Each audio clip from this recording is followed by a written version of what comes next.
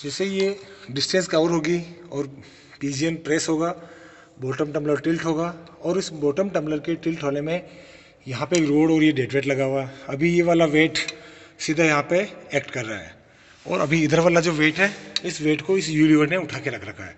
इस वेट का इफेक्ट अभी इस बॉटम टम्बलर के ऊपर नहीं आ रहा है। तो जैसे ही ये इसको प्रेस करेगा देन बॉटम टम्बलर टिल्ट होगा। टिल्ट होने पर रेचिट हाफ टीथ मूव करेगा, ये वाला रेचिट व्हील इससे हटेगा और ये वाला रेचिट व्हील इसके ठीक अभी दो टीथ के बीच में ये आ रहा है तो हाफ टीथ ही खिसकेगा। जैसे रेचिट घूमता है, रेचिट के घूमने पर उसी समय मूवमेंट गियर के जरिए बाहर होके इस शाफ्ट को जा रहा है, जैसे अपनी पोकर बार भी खिसकेगी और उसी समय जो लॉन्ग रेक इस गियर से कनेक्ट है, यहाँ पे गियर लगा हुआ है, ये वाला जो गियर है ये गियर इस लॉन्ग रेक को भी आगे खिसकाएगा। यानी इसमें जब टॉप पोजीशन होती है तब भी सारे फंक्शन होते हैं। एक बार सबसे एंड में जब ये वाला प्रेसिंग बोल्ट इस पिजन को प्रेस करेगा तब भी ये सारे इसमें मूवमेंट होते हैं। तो रिवर्सल के वक्त जब टॉप क्रैडल इसको प्रेस करेगा बॉटम टम्बलर टिल्ट होगा। बॉटम टम्बलर के टिल्ट होने की वजह से पिन के जरिए ये रिवर्सिंग लीवर अपनी जगह से थोड़ा इधर स्लाइड होगा। तो यहाँ जो अभी रिवर्सिंग लीवर के यहाँ पे एक रोड कनेक्ट है, ये रोड आगे की तरफ धक्का लगाएगी। आगे धक्का लगने पर क्या होता है, इस रोड के सारे अभी अपन चल रहे हैं, ये रोड दिख रही है अपने को, ये रोड यहाँ से होकर जा रही है, ये रोड दिखती है यहाँ से देखें, ये रोड फाइनली यहाँ जाके दो डिस्क लगी हुई है। एक ये डिस्क दिख रही है अपने को, एक ये डिस्क का एक पेयर होता है, ये दो डिस्क कंबाइन होती है, एक साथ होती है। अभी इस डिस्क को जो ड्राइव मिल रहा है, यहाँ पे गियर लगा हुआ है, ये जो बीच में गियर दिख रहा है ये गियर हमेशा एक ही डायरेक्शन में घूमता है।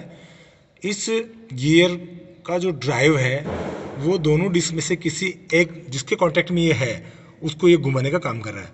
तो अभी ये वाला गियर राइट साइड वाली डिस्क के कांटेक्ट में होने की वजह से इसका जो डायरेक्शन है, वो जो भी डायरेक्शन इसका आउटपुट निकल रहा है वो फाइनली बॉटम लिफ्टर व्हील को मिल रहा है और बॉटम लिफ्टर व्हील से इस बड़े वाले गियर को जा रहा, बड़े वाले गियर से इनसाइड गियरिंग के अंदर चला गया। अंदर एक और गियर से ये शाफ्ट कनेक्ट होती है, ये वाली जो शाफ्ट होती है ये शाफ्ट कनेक्ट होती है, ये शाफ्ट सीधी इधर आ रही है। ये शाफ्ट मोटी वाली जो बड़ी शाफ्ट है जिसके ऊपर रेक और पिनियन लगी हुई है, रेक और ये पिनियन, यानी ये शाफ्ट उस डिस्क के बेवल के कांटेक्ट होने की वजह से जो आउटपुट उसका जो डायरेक्शन जो निकल रहा है वो डायरेक्शन इस शाफ्ट को मिल रहा है। लेकिन जब वहाँ से रिवर्सिंग लीवर जब धक्का लगाएगा खींचेगा, यानी इस डिस्क ये डिस्क जो भी लगी हुई है जब डिसएंगेज हो जाएगी, जब ये डिस्क इसके कांटेक्ट में आ जाएगी इधर, तब इसका डायरेक्शन कोई दूसरा हो जाएगा। यानी इसके इंगेज डिसएंगेज होने की वजह से जो डायरेक्शन उस शाफ्ट का चेंज हो रहा है और वो शाफ्ट उस रेल को ऊपर और नीचे यानी रिवर्सल, तो रिवर्सल मूवमेंट जो हो रहा है वो बॉटम टम्बलर से होता हुआ पिन के जरिए रिवर्सिंग लीवर को मिल रहा है। रिवर्सिंग लीवर उस रोड को, इन दोनों डिस्क का इंगेज डिसएंगेज होना इस गियर के ऊपर डिपेंड करेगा। इस गियर के कांटेक्ट में कौन सी वाली डिस्क लगी हुई है उसके अकॉर्डिंग वो अप जा रही है डाउन आ रही है। जब इसका पूरा हो जाएगा, इसके सरफेस का कांटेक्ट हो जाएगा, तब उसका डायरेक्शन बदल जाएगा। तो ये कंटिन्यूस इसमें टॉप एंड बॉटम, जब भी टॉप मोस्ट में और बॉटम मोस्ट में जब भी वो मूवमेंट फिनिश होता है तब वहाँ से वो इंडिकेशन इस डिस्क को शिफ्टिंग होने का मिलता है और ये डायरेक्शन चेंज हो जाता है। इसमें इस बेवल को जो ड्राइव मिल रहा है इस बेवल से मिल रहा है, ये बेवल इससे ड्राइव हो रहा है, ये बेवल इस गियर से, ये टॉप लिफ्टर व्हील और ये वाला गियर्स जो अंदर से रोटेट हो रहा है ये उधर से मोशन ले रहा है। तो ये रिवर्सल। अब अर्ली रिवर्सल कैसे होता है इसके अंदर, अर्ली रिवर्सल को समझ लेते हैं अपन। अर्ली रिवर्सल में जब यही मूवमेंट रेचिट के थ्रू इस गियर और नीचे वाले से होके जब बाहर की तरफ आके टेंशन गियर से होता हुआ जब अंदर की तरफ जा रहा था, तो यहाँ पे जो पोकर बार लगी हुई है, ये पोकर बार जब मशीन स्टार्ट होती है तब ये इनिशियल पोजीशन में होती है। ये भी पोकर बार का एंड यहाँ पे है, ये इस लॉट में सबसे पीछे यहाँ तक होती है। जो जितनी अभी ये पोकर बार बाहर निकली हुई है ये बाहर नहीं होके इसके टेपर गियर के बिल्कुल इनिशियल पोजीशन पर होती है।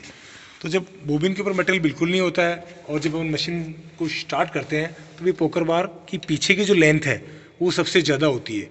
तो पीछे की लेंथ ज़्यादा होने की वजह से इसको उस हाइट पे जाना पड़ेगा जब तक ये प्रेसिंग जब तक कि अपना ये पिजन इसको प्रेस नहीं कर दे। ये वाला जो पिजन होता है और ये जो प्रेसिंग बोल्ट होता है, ये डिस्टेंस जब पोकर बार इधर सबसे ज़्यादा होती है इनिशियल पोजीशन में होती है, तब इसको उस हाइट पे जाना पड़ता है कि वो डिस्टेंस जब कवर होगी तभी उसको प्रेस करेगा।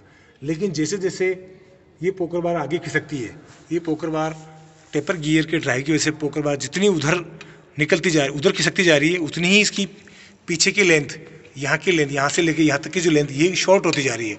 इसके शॉर्ट होने की वजह से इसका जो प्रेसिंग टाइम चेंज हो रहा है, इसका जो ऊपर की हाइट जहाँ पहले इसको जाना होता था वहाँ नहीं जाके उससे पहले ही इसको ये प्रेस कर देगी, तो वो बिफोर प्रेसिंग हो जाएगा। बिफोर प्रेसिंग होने से जो बोबिन के ऊपर लहर जहाँ पहले गई थी वहाँ नहीं जाएगी, नीचे भी जहाँ पहले आई थी वहाँ नहीं आएगी, उससे ठीक एक लहर पहले ही रिवर्स हो जाएगी ऊपर और नीचे में।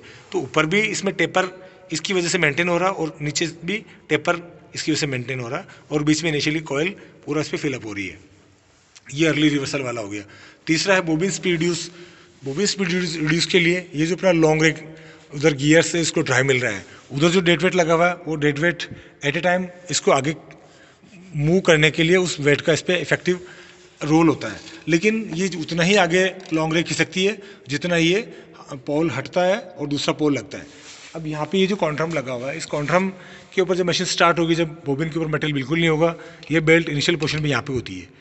जैसे जैसे मशीन की वर्किंग के अकॉर्डिंग ये बेल्ट आगे शिफ्ट होती है। इसको आगे शिफ्ट होने में मूवमेंट उधर से लॉन्ग रेक के जरिए मिल रहा है और लॉन्ग रेक के यहाँ पे जो फॉर्क में बेल्ट फंसी हुई है, बेल्ट उसको उतना ही आगे खिसकती है जितना उधर से उसको ड्राइव मिल रहा है।